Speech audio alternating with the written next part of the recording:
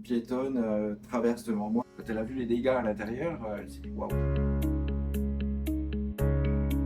En ligne 3, je remontais l'avenue Léo Lagrange. Une piétonne traverse devant moi, même pas 1 mètre. Surpris, j'ai dû planter le frein très fort. Et des blessés sont survenus dans le bus. Moi j'ai eu très peur, tout le monde a eu peur en fait, même la piétonne parce que elle était très choquée aussi parce qu'elle s'est même pas rendue compte de son acte.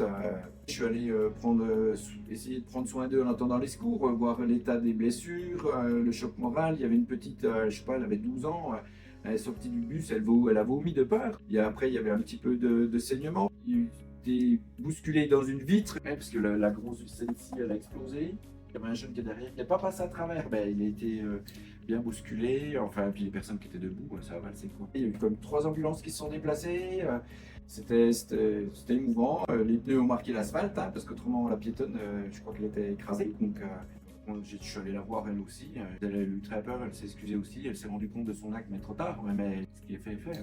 Quand elle a vu les dégâts à l'intérieur, elle s'est dit waouh.